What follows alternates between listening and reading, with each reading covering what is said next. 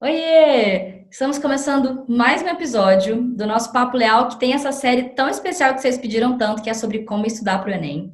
O papo de hoje é mais especial ainda, porque é de longe a minha matéria preferida.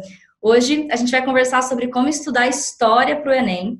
E eu trouxe aqui uma pessoa que, além de ser um professor, de ser expert, de ser graduado pela Universidade Federal de Goiás, por ter um conhecimento, ele tem também um jeito de ensinar e toda um carinho, uma empatia na sala de aula que é fantástico. Eu estou muito feliz de que o Pedro topou. Então, Pedro, seja muito bem-vindo ao nosso Papo Leal. Eu quero começar agradecendo que você topou o convite de participar do projeto.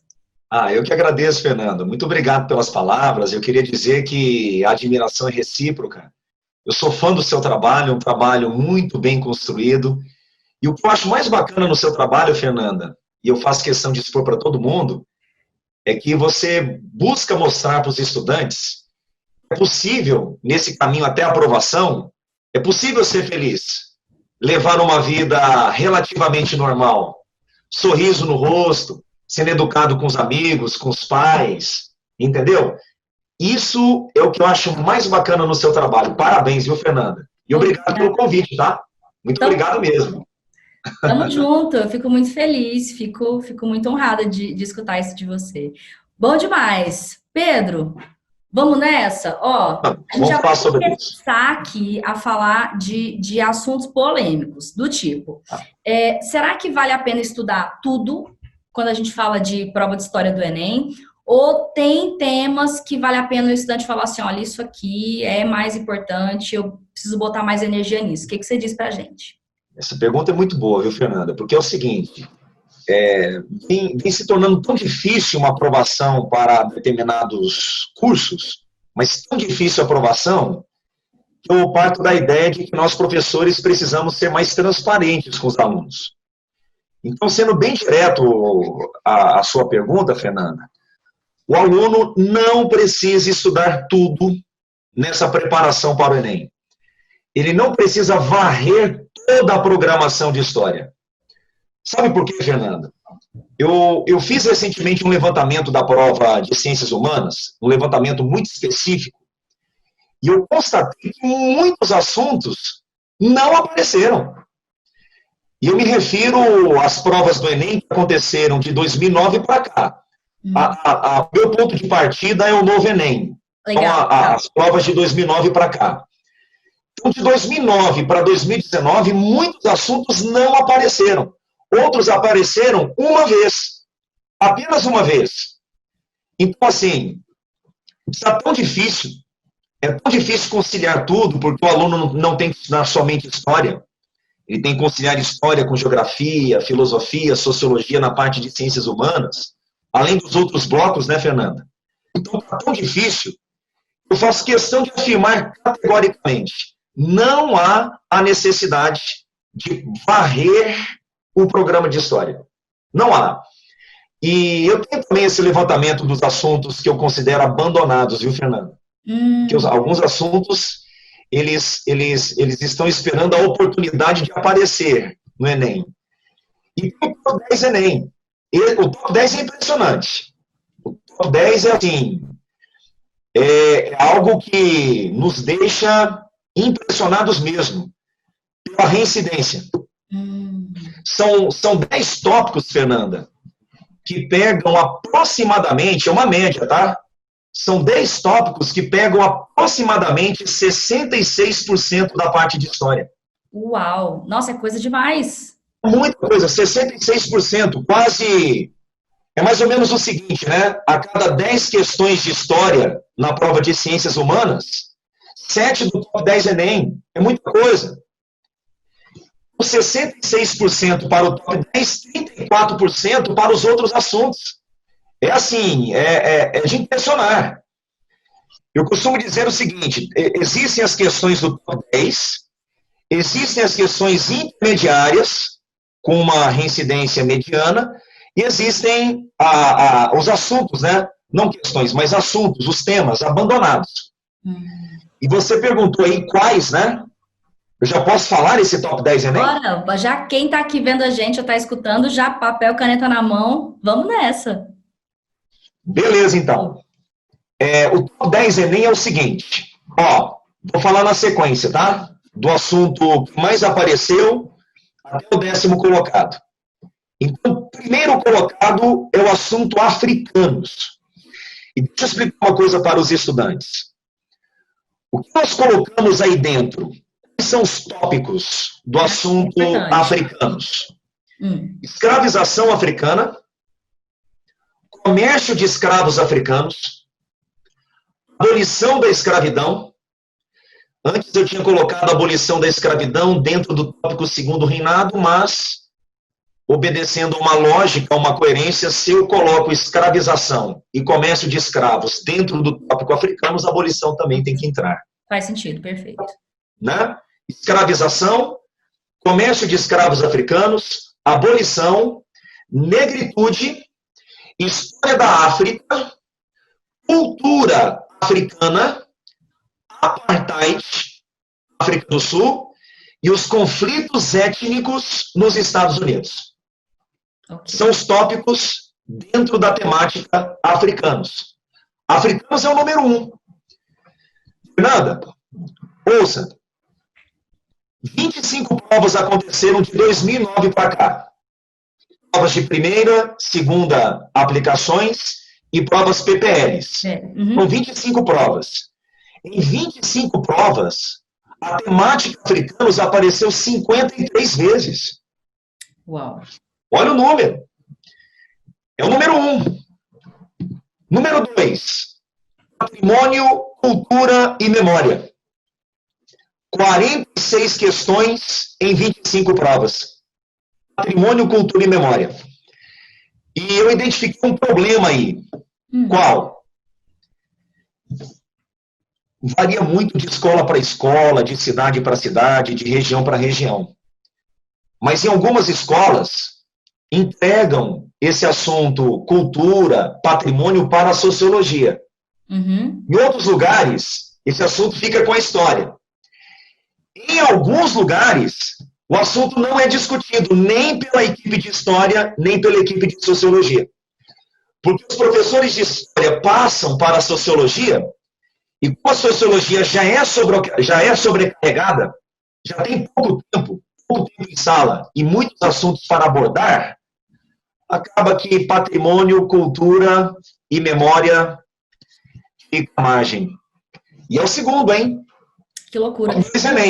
Ouvindo você falar, eu não sei se todo mundo está acompanhando aqui, sabe que a minha primeira graduação foi em História, é muito louco, porque essas duas primeiras temáticas não são temáticas recorrentes nas faculdades, né, nas graduações de História, ainda nos dias de hoje. Exatamente. Então, se a gente vai falar de problemática, isso começa lá atrás.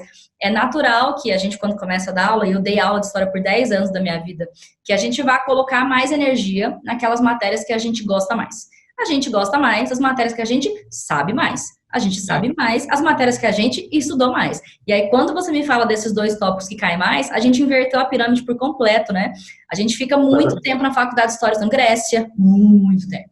Depois outro muito tempo estudando sobre política econômica, né? Marxismo, e aí num rolê completamente diferente do que esse que você traz aqui. Acho que isso ajuda também a entender por que é tão complicado essas temáticas serem longamente discutidas dentro de uma rotina de ensino médio de cursinho, né? Tem um quê aí de preparação do professor que faz toda a diferença. Eu, particularmente, Fernando, eu não vi na faculdade. Eu não tive contatos com materiais sobre patrimônio cultural. Eu também não. Né? Estou escutando, estou pensando nisso. Então, você identificou uma coisa que é bem interessante. A origem não... o problema, ele é maior, né? O problema é maior. E dá para entender por que esse assunto fica solto, fica sem definição. Fica com a história, fica com a sociologia, porque patrimônio, cultura e memória passa por tantos campos, por tantas áreas, né, Fernanda? Sim, com certeza. Então, é algo que vem acontecendo, as escolas precisam ficar bem atentas no sentido de quem vai trabalhar patrimônio, cultura e memória, porque o aluno não pode ir fazer a prova do Enem, a prova de ciências humanas, sem um contato, sem uma experiência mínima dentro do assunto. E aí eu vou fazer uma reflexão aqui, pensando na experiência do aluno, né? É claro que esse estudante está vindo de uma adolescência, chegando na vida adulta, é muita coisa acontecendo ao mesmo tempo. Mas quando você fala de um concurseiro que vai se preparar para um processo seletivo, a primeira coisa que ele faz é ler o edital.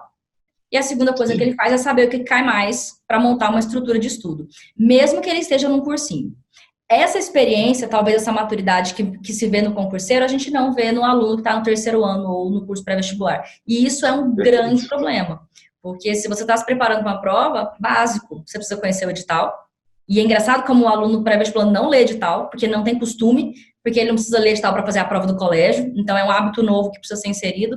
E aqui é a mesma coisa, né? Acompanhar um levantamento como esse que o professor Pedro Ivo fez, por exemplo, faz toda a diferença na hora de você se programar na rotina de estudos. Falar, olha, isso aqui eu não tive uma aula disso, mas isso cai, então eu preciso ir atrás de informação. Perfeito, professor. Exato. Perfeito. Exatamente. O que mais? Tópico 3, já estou curiosa agora.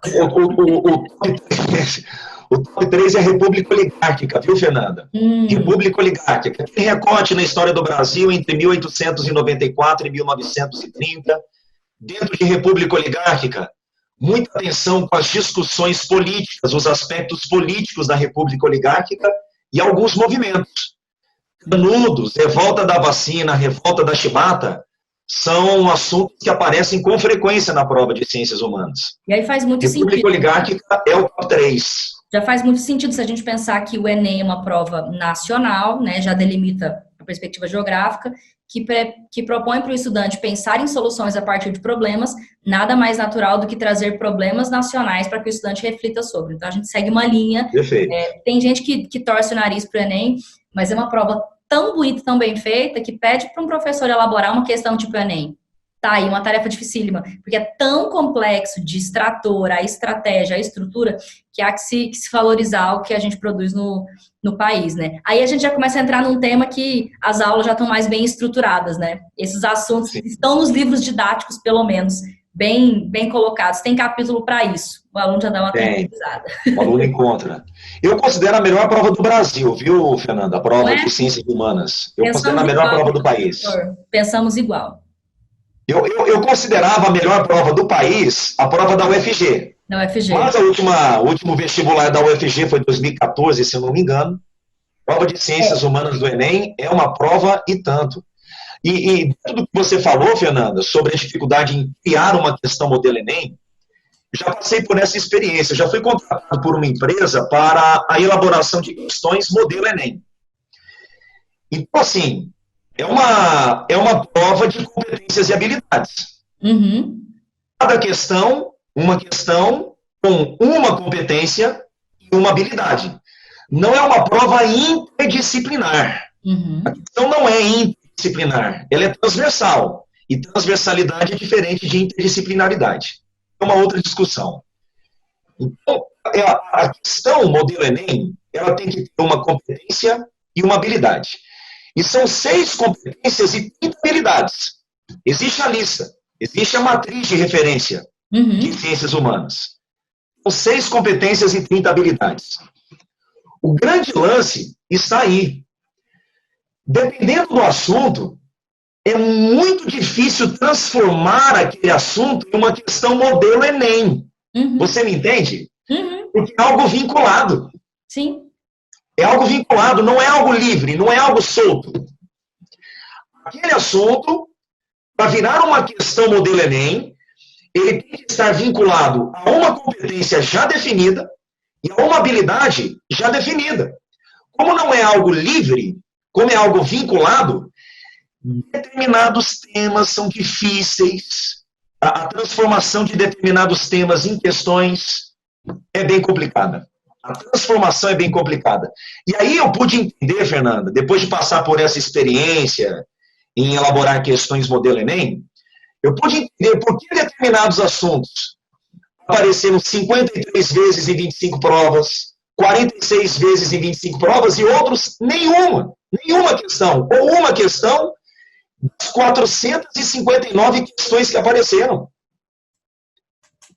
Entende, Fernanda? Perfeito.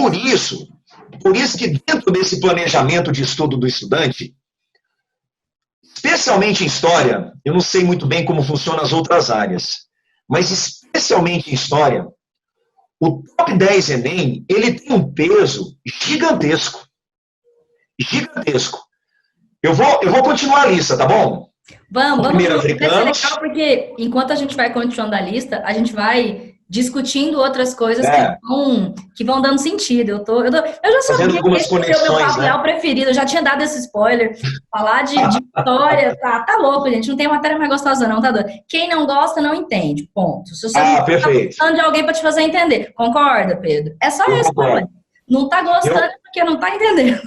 Exatamente. Pode ter certeza. Uma boa aula de história não tem como não se apaixonar, né, Fernando? Tá doido. Engraçado que esse foi o motivo da minha escolha profissional na hora de escolher a faculdade de História, meu Pedro. Eu pensei, eu quero ser professora, isso eu já sabia desde da minha quinta série ali, para os meninos hoje sexto ano, né, porque a gente tá ficando mais velho. E aí, na hora de escolher a disciplina, né, a matéria, eu pensei, bom, qual que é a aula que eu mais gosto? História. Ponto, tá tomada a decisão. Eu só queria comentar, antes da gente passar para o quarto do top 10, que é muito importante o estudante conhecer essas informações, até para não repetir um senso comum sobre o Enem, que diminui algo que foi feito no nosso país e tira do aluno a responsabilidade de estudar. Sabe por quê? Porque a gente começa a estudar que o Enem é uma prova interpretativa. É só interpretar texto. Isso não é real. Nem na prova de linguagem isso é real. Imagina uma prova de história, né? Aqui não cai conteúdo difícil. Até hoje tem gente que repete. O aluno que está se preparando não fala isso, mas ele vai escutar isso do pai, da mãe, da dona Cotinha, da tia. Ele vai ouvir. E aí que as outras provas são mais complexas ou de conteúdos mais aprofundados. Não é só isso. Não é um conteúdo mais ou menos aprofundado. A gente está falando que o Enem segue uma lógica. Então, ele vai colocar dentro um conteúdo que faça sentido te apresentar um problema para você elaborar uma solução dentro de uma habilidade e competência pré-estabelecida. Isso é lindo, isso é projeto, né? Isso não é mais fácil ou mais difícil. E é muito importante, quando um estudante está se preparando para uma prova como essa, entender a lógica. E é isso que a gente está fazendo aqui, né? Te elucida, botando luz em algo que para algumas pessoas ainda é meio nebuloso. Lindo, tô amando. Perfeito. Bora. Perfeito.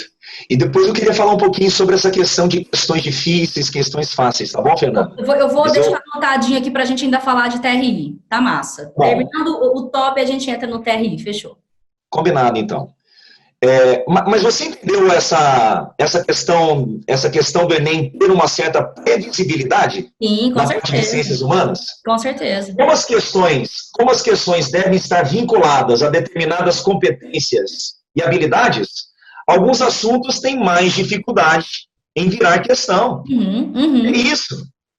Não é uma elaboração livre, é uma elaboração vinculada, enfim. Então, há um grau de previsibilidade na prova de ciências humanas do Enem. E vale destacar, é diferente de uma lógica de um vestibular, por exemplo, para quem não tem clareza disso. Eu estudei no mestrado o vestibular da UFG, especificamente a prova de humanas. Então, trabalhei com ciência histórica, como é que os estudantes pré-vestibulandos aprendem ou não aprendem a história através de imagem. Analisando respostas ao vestibular da UFG da segunda fase, respostas discursivas para quem ia fazer curso de humanas. Dentro de um vestibular, se a gente estiver falando de FUVEST, de UNB, a antiga prova da UFG, as questões são elaboradas por professores que têm cadeira, é gente que está dentro da universidade. Esses professores vão elaborar a questão baseada em quê? Baseado na matriz do ensino médio? Não quer nem saber. A FUVEST não quer saber o que o professor está ensinando no ensino médio, isso é real. A UNB não está interessada em saber o que o professor dá aula dentro lá de uma turma de primeiro ano do ensino médio. Elaboram-se questões a partir do que os professores estudam. Então, eu me lembro que na prova que eu analisei no mestrado, tinha uma série de questões de história da arte. Gente, vamos botar aí, há 12 anos atrás, vocês acham que tinha muita história da arte dentro dos ensino médio? Não tem hoje ainda. Hoje ainda é uma aulinha a cada 15 dias, né? Era uma carga horária bem pequena. Né? Mas por que caía tanto? Porque a gente tinha professores especialistas nessa área. Então, eles vão elaborar a questão sobre o quê? Um conteúdo que eles dominam. Então, por isso é tão distinto, né, a lógica de um Enem do que se comparado a uma lógica de um vestibular. Por isso, de novo, muito complicado um aluno que acha que se ele atirar para todos os lados, ele tem mais chance de ser aprovado. Se você tem ali uma prioridade, e eu costumo falar, cara, tenha uma prioridade e tenha 2, 3 que você vai gerenciar para ter mais chances. Simplesmente pelo fato de que seu emocional impacta, se você estiver passando mal no dia, você já arrumou um problema. Você não vai estudar um ano inteiro para correr o risco de passar mal no dia. mas a prioridade continua sendo uma prova só, né? E as outras você consegue administrar minimamente ali. Não dá para achar que você vai estudar para todas as provas do mesmo jeito, com qualidade, porque não dá. Mas seguindo, bora lá. Aí, legal que você tocou num problema aí que eu venho falando muito, converso muito com meus alunos, que é a falta de comunicação entre o ensino básico e o ensino universitário. Mas vamos lá. O 4 Enem, Brasil Império. Aí você coloca aí dentro, Brasil Império, primeiro reinado, anos regenciais, segundo reinado. E eu vou fazer um alerta para vocês. Ok, Brasil Império é o top 4.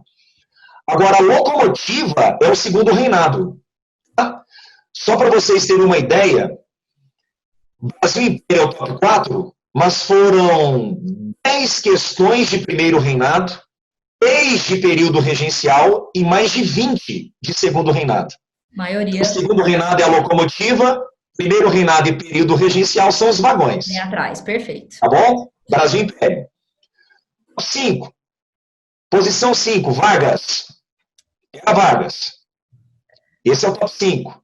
E esse eu sei que é o top que você gosta. Eu gosto muito. O assunto Vargas, ele proporciona tantas possibilidades de reflexão. Não é? Isso me atrai. Isso me atrai muito. Um carinho por Era Vargas, porque no meu tempo de graduação, eu estudava a Constituinte. E eu fazia leituras dos bastidores e o que a galera conversava antes de decidir as leis. Bons tempos. Foi um tempo que eu me sentia assim, muito historiadora, de ir atrás de documento, de visitar o Rio de Janeiro. Bons tempos, boas lembranças. Não mais, Fernanda. Essas leituras diminuíram muito? Essas o quê? Essas leituras diminuíram? Diminuíram. Hoje eu estudo outras áreas, né? Hoje eu estou focada em método de estudo e desenvolvimento humano. Então, já tem um bom tempo que eu não faço estudo de fonte histórica, documental. Mas eu acredito que, além de ter sido meu sonho da adolescência, e eu vivi isso por 10 anos, a história me formou estudante e me formou cientista. Então, hoje, acho que uma das grandes vantagens do meu trabalho é porque tudo que eu vou fazer, eu tenho esse olhar da pesquisa, da fonte, do dado, da análise, de quem eu sou enquanto olho. Então, eu sou muito grata. A gente se torna cientista, né, Pedro?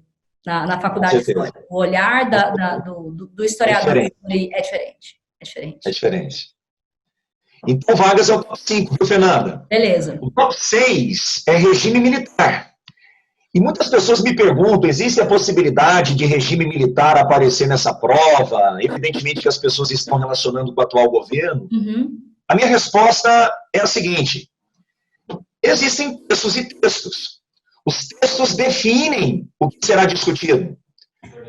Existe a possibilidade de você selecionar um fragmento de texto que escapa de qualquer polêmica, de qualquer tipo de discussão. Entendeu? Todos os assuntos são possíveis. Ainda mais os assuntos do top 10. Ah, mas não apareceu o regime militar ano passado. Ok. Acho que é uma análise muito precipitada a partir do entendimento de que o assunto não ter caído ano passado significa que não vai aparecer durante esse governo. É uma análise muito precipitada. E é isso que você falou. Até porque o regime militar... É um assunto, o regime militar está no top 6. Agora, precisamos entender que em provas anteriores, o assunto apareceu numa prova, vai aparecer 2 anos depois. Entende? Vai aparecer 2 anos depois. É uma aposta muito arriscada, simplesmente riscar. Quando me perguntam sobre isso de temas que deixam de cair, e eu acho que você colocou muito bem quando você fala do texto, eu costumo dizer o seguinte: não vai cair uma letra de funk, como já caiu. Não vai cair. Se for falar de chute, meu chute é esse, né? Não vai cair um texto que para o governo é um texto que desqualifica, porque essa é a lógica, né? É menor, não é cultura, e aí dá toda uma discussão do que essa galera pensa. Agora, isso tira alguma temática, algum assunto? Nenhum. Muda-se a forma de perguntar, muda-se não porque a pergunta é nova, porque o banco está pronto, né? Mas, assim, acho que a grande questão muda o filtro, não de temáticas, mas de textos. Perfeito. De textos, perfeito. Então, top 6, regime militar. 7, indígenas. Indígenas. Cultura indígena. As relações portugueses indígenas. As relações indígenas jesuítas. Carta de Pero Vaz de Caminha, já na carta, propondo ao rei de Portugal um projeto evangelizador. Indígenas, hoje, recentemente, não sei, se não me engano, foi a prova de 2018, primeira aplicação, aí uma questão, sendo que o fragmento da questão seria o artigo 231 da Constituição, sobre direitos indígenas. Então, indígenas na atualidade está dentro aí, está dentro do tópico, indígenas. Então é isso, cultura indígena, relações portugueses indígenas, indígenas jesuítas, carta de caminha, indígenas na atualidade. É o top 7. Top 8, Revolução Industrial. Só que em relação ao assunto Revolução Industrial, tem que fazer uma consideração, Fernanda. Revolução Industrial está muito no top 10, está na posição 8. O assunto está muito no top 10 devido a provas bem anteriores. Vem caindo. Não devido a provas recentes.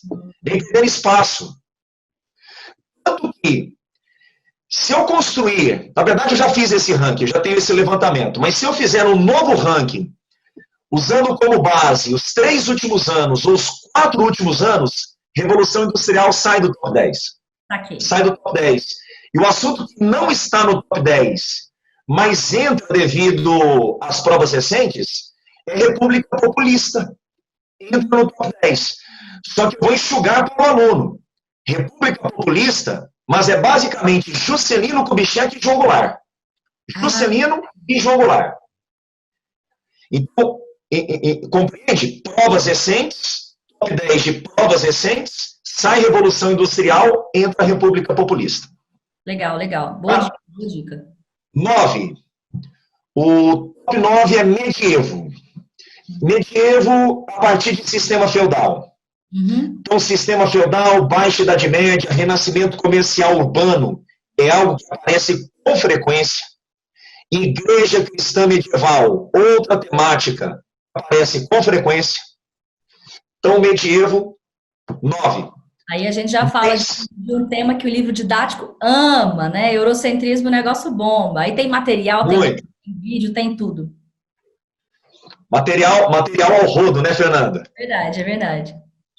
E o top 10, o último dessa lista, é Guerra Fria. Okay. Se eu não me engano, Guerra Fria foram 17 questões em 25 provas. Guerra Fria. Agora, Fernanda, além do top 10, existem alguns assuntos que seria bem interessante os alunos colocarem uma atenção especial, além do top 10. A República Populista, por estar aparecendo recentemente, né? República Populista, imperialismo, neocolonialismo. Neocolonialismo, assunto, está na posição 11. E Grécia Antiga. A Grécia Antiga é um outro assunto, Fernanda, que cresceu muito nos últimos anos. Ano passado, prova de primeira aplicação teve uma questão de Grécia. Ano passado, prova PPL teve uma questão de Grécia. Então, você perguntou quais assuntos? Tá aí. Esses assuntos já orientam bem os estudantes, viu, Fernanda? Panorama. E aí, vale essa reflexão, né? Por mais que o estudante esteja se preparando, seja qual for o contexto, se ele está no ensino médio, se ele está num preparatório presencial, se ele está no curso online, se ele está fazendo só uma ou outra específica, porque cada estudante está se preparando de uma forma diferente. Mas essa visão macro, ela precisa ser do aluno. E essa é a minha defesa dentro da estrutura do método Leal.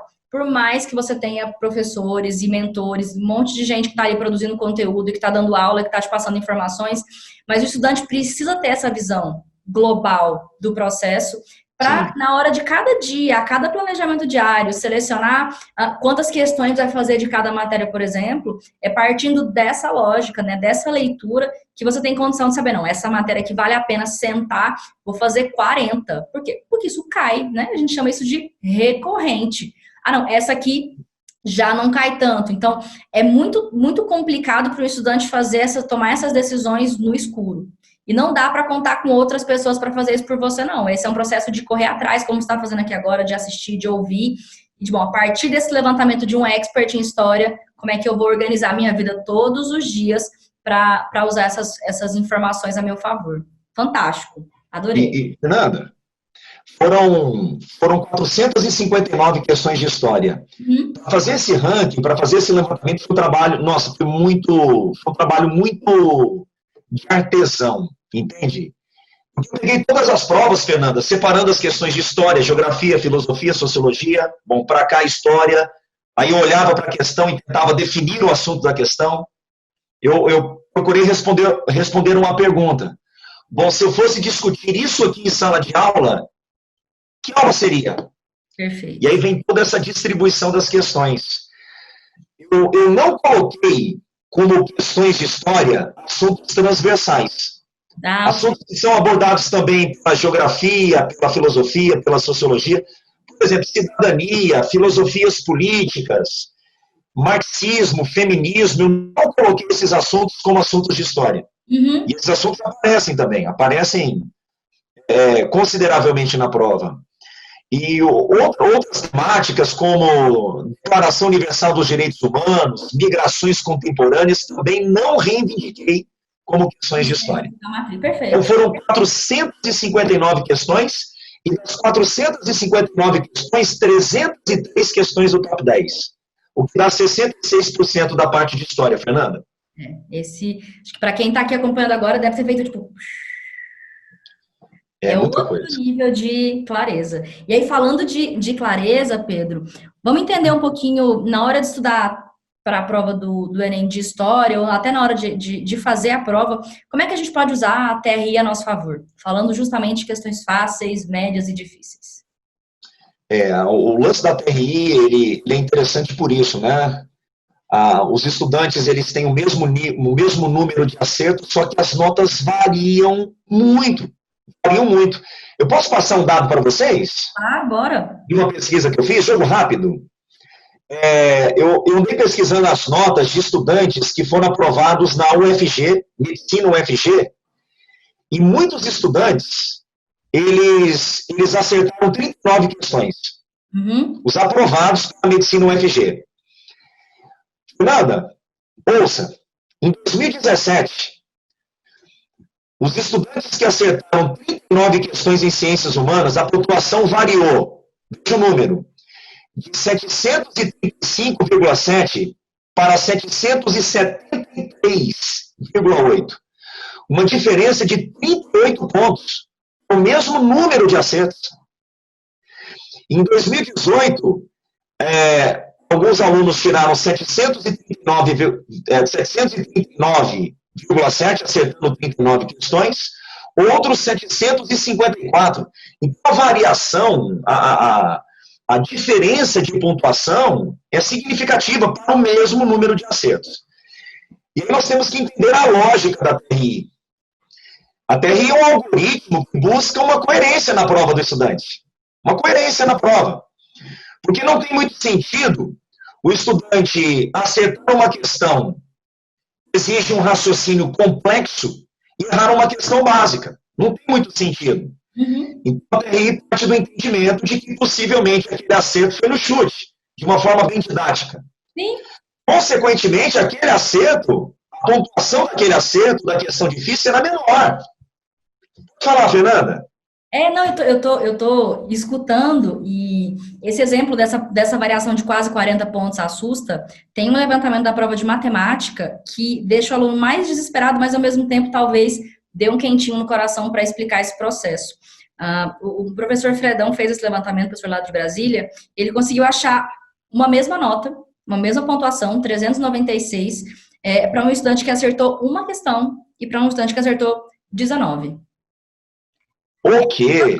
E aí ele disse, olha, essa uma questão, esse aluno que só acertou uma, ele acertou a questão mais fácil da prova. Então, ele só acertou uma, ele acertou a mais fácil. Esse que acertou 19, ele acertou, é um caso raro, mas ele pegou os dois extremos justamente para a gente entender. Esse que acertou 19, ele acertou justamente as 19 questões mais difíceis. Resultado, a pontuação praticamente ficou a mesma. E dentro dessa lógica, Fernanda, desculpe, te interrompi. Não, é só isso para o aluno entender o que é a coerência da lógica da TRI, é isso. Dentro dessa lógica, é atenção no topo, diante de uma questão fácil. Sabe o que acontece? Acontece muito quando, no momento da prova, o estudante chega à conclusão que está diante de uma questão fácil, normalmente ele abaixa a guarda. Isso é o contrário. Perfeito. Naquele momento da questão fácil, concentração no último nível, atenção no último nível, porque ele não pode errar questões fáceis. Evidentemente que no momento da prova, isso não será explícito. Ah, essa questão é fácil, essa aqui é mediana, essa aqui é difícil. Mas eu parto da seguinte ideia. Se o aluno que estuda considera aquela questão difícil, por analogia, muitos outros estudantes irão considerar aquela questão difícil. Por analogia. Então, justamente isso, entender a lógica da TRI para buscar uma estratégia, um melhor caminho para se resolver uma prova que tem a TRI, a prova do Enem. Aumento do nível de concentração no momento de uma questão fácil. O estudante não pode errar questões fáceis. Ao contrário, a nota despenca. A pontuação despenca. E eu costumo orientar os meus alunos no seguinte sentido, Fernanda. No momento da prova, identificou que vai perder muito tempo na questão, circule o número e próxima. Próxima. Você pode até... Você vai escolher lá o seu bloco, o primeiro bloco de provas que você vai atacar, respeitar a sequência do bloco. Mas não necessariamente terá que responder todas as questões. É isso. É isso. Não necessariamente. Falando desse... Qual que é a questão é difícil? Próxima. Porque aí, além da questão de administração do tempo, você passa a valorizar, você passa a priorizar as questões fáceis e medianas. Perfeito. Falando de aumentar a concentração durante essa questão que é mais fácil, né? Bate o olho e sei fazer. A estratégia que eu oriento é a seguinte: bateu o olho, identificou que ela é fácil para você, não vamos preocupar com a régua geral por enquanto, essa é a régua que o aluno tem na hora, ele tem a regra do que é fácil para mim. Então, se ela é fácil para mim, eu vou fazer ela agora. Ponto. Essa é a primeira coisa. Eu não vou voltar depois para fazer uma questão que eu já bati o olho nela. Ponto. Bati o olho, eu sei que ela é fácil, ela é mais importante, então. Se ela é mais importante, cabe para começar uma respiração diafragmática, que é 1 segundo, né? Você vai inspirar e expandir o abdômen e vai expirar e contrair. Esse movimento já coloca ali mais oxigênio no seu cérebro, você dá uma acalmada no ritmo de batimento cardíaco, isso já é suficiente para te preparar para fazer algo como esse tipo. É o caso de um atleta, um ginasta, que antes de fazer uma corrida por um salto, qual que é a primeira coisa que eles fazem antes disso? Uma respiração. Então, um atleta prepara, o que ele faz? E aí ele corre e salta. Aqui é igual. Bati o olho, é uma questão fácil, ela é mais importante. E fácil. Essas pausas estratégicas que não demandam tempo, porque respirar, você já respira de qualquer forma, elas mudam a intenção para você fazer uma atividade. É isso que tira um aluno do piloto automático e coloca ele consciente. Isso resolve para quê? Para ler só uma vez, para não ter que ler 5, 6, 7 vezes, porque você não tem tempo para isso. Para evitar cair num distrator, né, que vai te puxar para uma coisa que não era para ser. Então, essa respiração já te ajuda. Aí a gente junta as duas dicas aqui e achei que ficou bem legal. Posso só fazer um complemento, Fernanda? Ah, por favor. Eu oriento os meus alunos a começarem pelo comando. Por quê? E essa dica é importantíssima. Fala lá, Pedro. É mais ou menos o seguinte: você faz a leitura do comando, você já tem uma ideia do que está por vir. E isso é muito importante no momento da prova. E você, tendo uma ideia do que está por vir, ataca o texto. Uhum. Automaticamente, a maneira de encarar o texto, a leitura do texto vai ser diferente. Vai ser uma leitura mais atenta dentro daquilo que a pessoa identificou no comando. Fez a leitura do texto já sublinhando pontos-chave, os pontos considerados mais importantes, voltou para o comando. Aí é o seguinte, nessa de voltar para o comando, caso você identifique que há necessidade de mais uma leitura do texto, sinal de que você deverá visitar a próxima questão. Perfeito. Circule o número, próximo.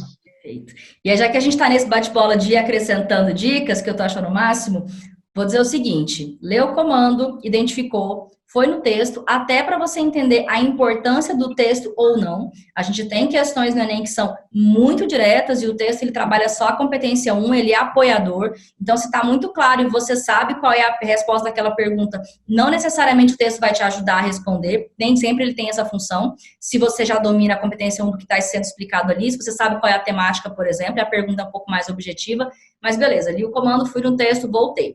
Fui para as alternativas, fiquei em dúvida entre duas. E aí, para não cair no distrator mais comum do Enem, a dica é: nunca volte no texto. Se está com dúvida entre duas, você também não compara entre as duas. Outro distrator comum. Vai ter uma frase mais bonita para os nossos olhos, que é aquela que parece que está mais certa, e vai ter uma frase que responde o que foi perguntado no comando. Se eu comparar entre duas, eu caio num tipo de distrator. Se eu comparar no texto, eu coloco um exemplo que está citado no texto, mas não foi o que o comando perguntou. Então, entre duas, volta no comando, compara o comando com as duas e tem mais chance de acertar. É aquela reclamação comum, né? Eu sempre fico entre duas e eu erro. Então, não é falta de conteúdo, é falta de leitura e entender a lógica da prova. Eu também pude constatar, a partir do momento que eu comecei a pesquisar mesmo a prova de Ciências Humanas no Enem. Foi uma pesquisa, viu, Fernanda? Foi um trabalho artesanal, foi um trabalho super difícil, cansativo, demorou muito tempo para chegar nesse ranking. Às vezes a pessoa só se depara com a informação pronta, ela não tem ideia, a pessoa não tem noção do que foi feito para chegar ali. Vamos fazer da expertise, do tempo de sala de aula, da experiência e do trabalho no projeto em si, né, no levantamento em si. E, Fernanda, assim, eu vou ser muito transparente, tá? Vou ser muito sincero. Não existe um ranking de história mais específico do que esse no Brasil. Não existe. Porque eu pesquisei, Fernanda, eu visitei diferentes rankings. Os rankings que tem por aí, eles são gerais. É mais ou menos assim, ó. Eles são gerais. É mais ou menos assim, ó. Um assunto que é muito, idade contemporânea. Mas espera aí. Dentro do pacote idade contemporânea, tem quantos ingredientes ali dentro? Perfeito. Entendeu?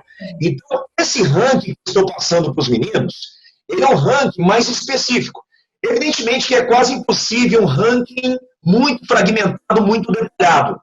Mas de todos os disponíveis no Brasil, eu garanto, esse é o mais específico. Esse é o mais direcionado. O número de questões, onde as questões estão. Aonde que eu vou encontrar a questão de africanos? Eu vou encontrar a questão... Eu produzi um e-book, depois eu falo sobre isso, Fernando. Legal. Mas onde que eu vou encontrar uma questão sobre africanos? Na prova de 2012, segunda aplicação. Entendeu? Muito detalhado. E aí eu pude perceber, Fernanda, que existem questões de história conteudistas, questões interpretativas e questões mistas. Por incrível que pareça. Questões mistas. São questões conteudistas e interpretativas. Não só conhecimento, não só interpretação para chegar na resposta. Questões mistas. E a última prova do Enem, na última prova, foram 14 questões de história. E eu fico impressionado que vi vários alunos saindo da prova falando assim, eu pouco história. Poxa vida! 14 questões de 45 é um número normal para a história. A história está dividindo espaço com geografia, filosofia, sociologia. Então, 14 de 45 é um número normal. Isso na prova de primeira aplicação, porque segunda aplicação foram 19 de história. 19 de história. Foram 14 questões na prova de primeira aplicação. Então, eu vi duas coisas ano passado. Nossa, caiu pouco história. Segunda coisa que eu vi, prova muito interpretativa.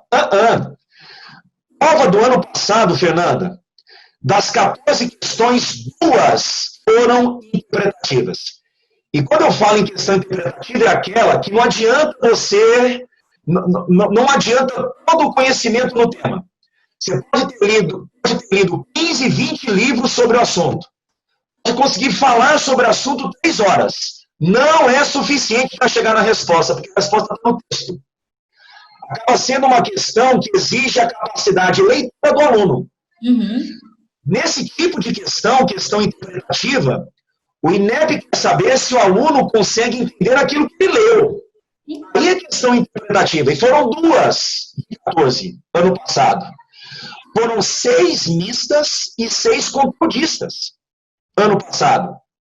Então, eu vi várias pessoas saindo da prova, nossa, que prova interpretativa. Eu pensava comigo, não é possível. Mas sabe por que essa sensação, Fernanda? Quando a questão é conteudista, o aluno que tem um conhecimento sobre aquele assunto, ele não depende do texto e do comando. Evidentemente que o texto e o comando, eles definem o assunto, né? Definem o que a questão está querendo, mas o aluno não necessita do texto e do comando para chegar na resposta, quando a questão é conteudista. Então é mais direta. E o aluno tende a ser mais rápido nesse tipo de questão. Uhum. A questão interpretativa tende a ser a questão mais demorada. A questão interpretativa. E algumas conteudistas interpretativas também. Mas o grande lance é esse.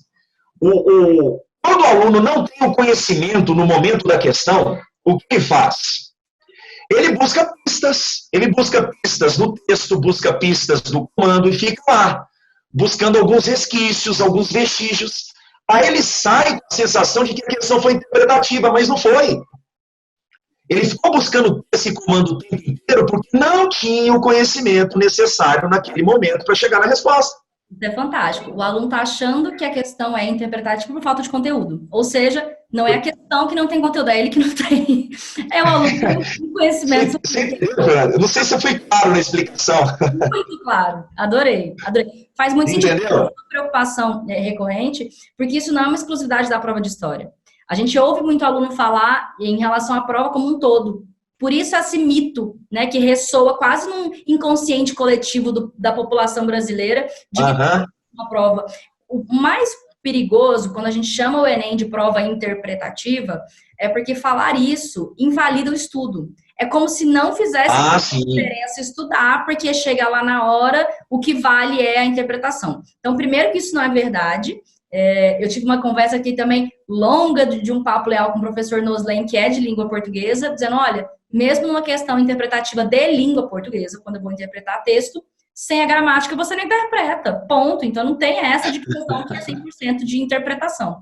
E eu vou acrescentar aqui uma coisa, se vai ter uma questão que vai te exigir mais reflexão, que vai ser mais demorada, que vai fazer com que você pense mais, além de só se lembrar daquele conteúdo, você precisa treinar para essa questão.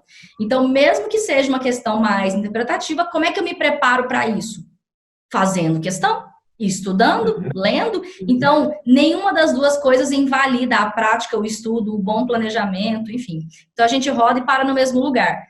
Não é chamar a prova do Enem de interpretativa que vai fazer com que você possa pensar que estudar menos vai resolver seu problema ou que não vai ser importante. Perfeito, Fernanda. Muito bom, muito bom.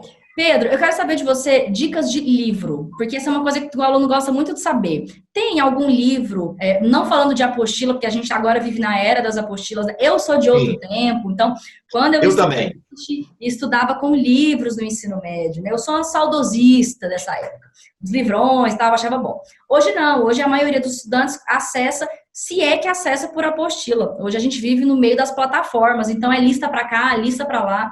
Para algumas matérias talvez isso seja suficiente, porque vai um esqueminha ali, uma questão resolvida e vamos embora.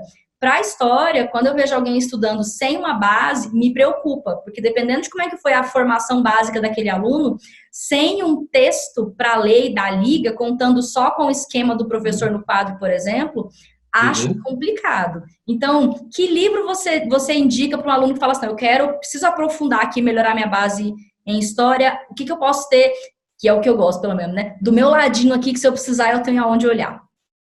Legal, Fernanda. E, como sempre, certeira nas suas análises, porque, Fernanda, assim, eu recomendo o livro didático mais para o aluno que não tem base. É aluno que admite que não tem um bom desempenho em ciências humanas, que não conhece muitos assuntos, que erra muito, não consegue, erra muitos exercícios, não consegue uma boa pontuação em simulados. Então, para esse aluno que não tem uma base bacana em história, eu indico o livro didático. Eu vou indicar aqui 3 livros didáticos. Legal. Posso? Pode. São 3 livros didáticos. O primeiro livro chama-se Oficina de História.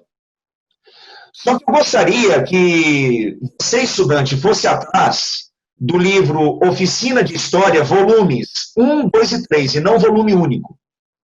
Volumes 1, 2 e 3. É do Flávio de Campos. É do autor Flávio de Campos. Oficina de História. Esse é um. Outro livro fantástico, muito bom, é um livro de História Geral e História do Brasil. Esse é volume único, do Freitas Neto e Tazinafo. Eu posso repetir aqui. É o livro de História Geral e do Brasil, volume único, do Freitas Neto e Tazinafo. Terceiro livro. O livro de História, Projeto Múltiplo. Isso é importante. Então, História, Projeto Múltiplo, volumes 1, 2 e 3, do Cláudio Vicentino. Perfeito. Agora, se o aluno quiser entrar mais em Brasil, por exemplo, em História do Brasil, tem um livro fantástico publicado não tem muito tempo, o livro Brasil, uma Biografia, da Lília Moritz Schwartz e da Heloísa Starling. Brasil, uma Biografia. Nossa, tá mais do que indicado. E Pedro, já chegando aqui no final da nossa conversa, e eu vou chegar, porque se deixar eu não vou parar, porque esse assunto aqui é bom demais, tá doido? Para esse aluno para esse estudante que está aqui acompanhando a gente e que não vive o privilégio do estudante goiano de ser seu aluno, né? Já disse, não é para todo mundo, gente, isso é para quem mora no Goiás mesmo. Para quem não é um aluno, como é que faz para acompanhar, para aprender contigo, para beber dessa fonte mesmo desse trabalho tão cuidadoso que você faz, de olhar para a história com um filtro de quem está realmente preocupado com o desempenho do aluno na prova do Enem? Sim, eu costumo dizer que eu procuro ser um facilitador para os meus alunos. Não simplesmente analisando diferentes assuntos, mas um facilitador. Bom, Fernando, eu tenho um canal de YouTube chamado Viagens de Clio. Chama-se Viagens de Clio, é um canal de YouTube. Eu venho produzindo muito conteúdo no meu Instagram. Aí o aluno, ele conseguirá me encontrar no Instagram, @PedroIvoHistória, tá? No Instagram. Eu tenho também um canal no Telegram chamado H835.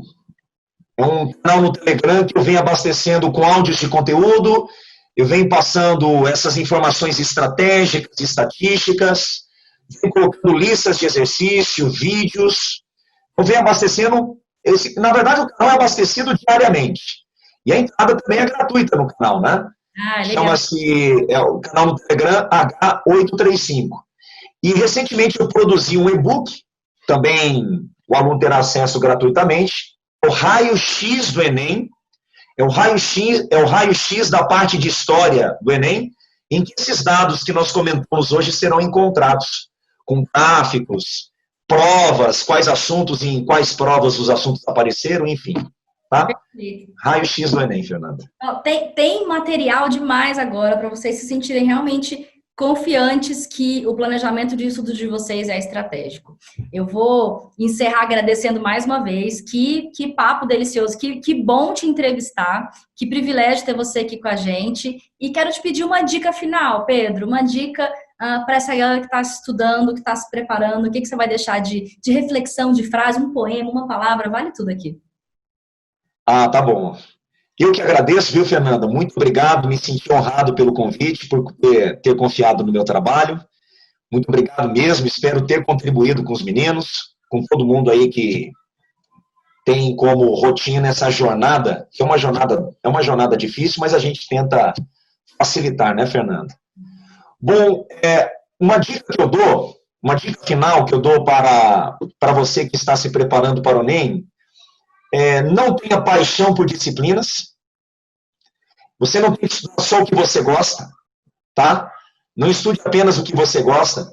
Leve a sério todas as matérias e busque respeitar a seguinte sequência: aula, teoria, resumo, seja mapas mentais, seja sublinhando o material teórico, seja resumindo parágrafos. Então, teoria, aula, teoria, resumo, exercício e o treinamento em simulado, que é fundamental, né, Fernanda?